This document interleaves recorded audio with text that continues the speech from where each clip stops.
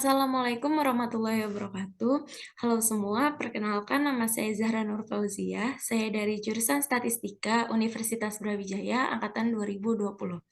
Di kesempatan kali ini saya akan menjelaskan mengenai analisis multivariat yaitu uji T2 Hoteling.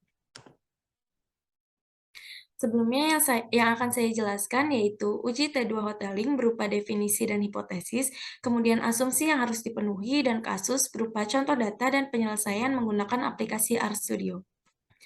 Yang pertama, T2 Hoteling. Uji T2 Hoteling merupakan uji yang digunakan untuk mengetahui perbedaan rata-rata antar kelompok percobaan, di mana setiap kelompok terdiri dari beberapa variabel yang bersifat multivariat, di mana multivariat itu sendiri merupakan analisis yang digunakan untuk menganalisis data yang terdiri dari banyak variabel, baik variabel bebas atau variabel independen, dan variabel terikat atau variabel dependen. Kemudian pengujian hipotesis T2 Hoteling terbagi menjadi dua, ada untuk satu populasi dan dua populasi.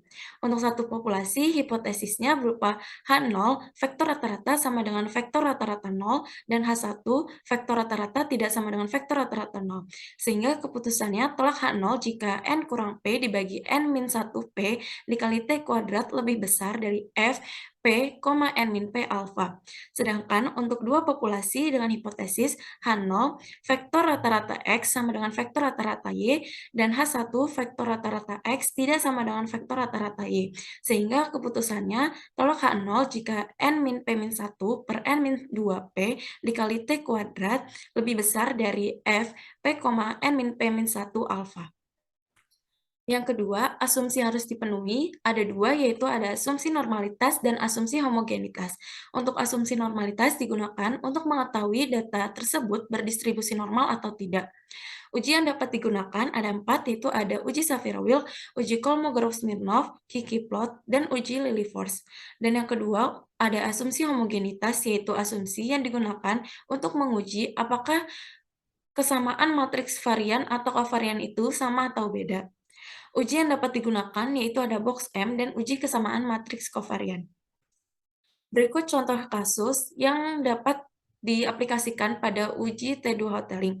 Diketahui data indeks pembangunan manusia dan tingkat pengangguran di Provinsi Jawa Timur berdasarkan kotanya pada tahun 2019 dan 2020.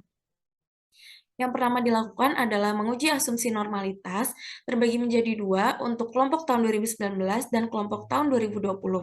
Untuk kelompok 2019 dengan hipotesis H0 data tahun 2019 berdistribusi normal dan H1 data tahun 2019 tidak berdistribusi normal.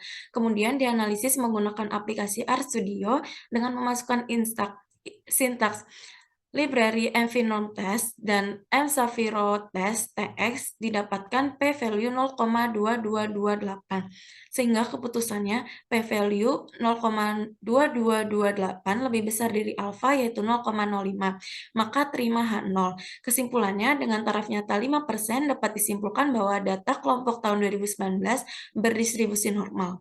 Kemudian untuk kelompok tahun 2020, hipotesisnya H0 data tahun 2020 berdistribusi normal, dan H1 data tahun 2020 tidak berdistribusi normal. Kemudian dianalisis menggunakan aplikasi RStudio dengan memasukkan sintaks sebagai berikut, sehingga mendapatkan p-value yaitu 0,05825.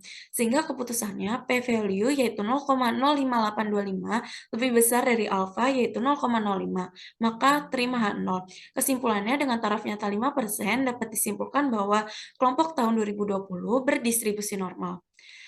Selanjutnya, lakukan uji asumsi homogenitas, yaitu data untuk kedua tahun tersebut, yaitu tahun 2019 dan 2020. Dengan hipotesis, H0 data tahun 2019 dan 2020 memiliki matriks kovarian yang sama, dan H1 data tahun 2019 dan 2020 memiliki matriks kovarian berbeda. Kemudian dianalisis menggunakan aplikasi RStudio dan dimasukkan sintaks yaitu library ASBio dan callback gabung, A, sehingga didapatkan p-value yaitu 0,7944. Sehingga keputusannya p-value 0,7944 lebih besar dari alfa yaitu 0,05, maka terima H0. Dengan kesimpulan, dengan taraf nyata 5%, dapat disimpulkan bahwa data pada tahun 2019 dan 2020 memiliki matriks kovarian yang sama.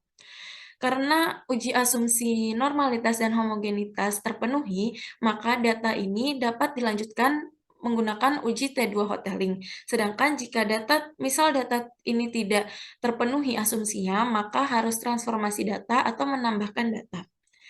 Selanjutnya, uji T2 hoteling dengan hipotesis H0 data tahun 2019 dan 2020 mempunyai vektor rata-rata yang sama, dan H1 yaitu data tahun 2019 dan 2020 mempunyai vektor rata-rata berbeda. Kemudian dianalisis menggunakan aplikasi RStudio yaitu Library, DeskTools, dan Hoteling T2 Test gabung A, sehingga didapatkan p-value sebesar 0,000732 dengan keputusan p-value lebih kecil dari alfa yaitu 0,05 sehingga tolak H0. Sehingga kesimpulan dari uji T2 Hoteling ini dengan taraf nyata 5% dapat disimpulkan bahwa data tahun 2019 dan 2020 memiliki vektor rata-rata yang berbeda. Artinya, rata-rata indeks pembangunan manusia dan tingkat pengangguran antar kota di Provinsi Jawa Timur pada tahun 2019 dan 2020 berbeda. Sehingga dapat disimpulkan, berdasarkan uji yang telah dilakukan, dataset telah memenuhi asumsi normalitas dan homogenitas, sehingga data yang digunakan sudah layak untuk dilakukan uji T2 hoteling.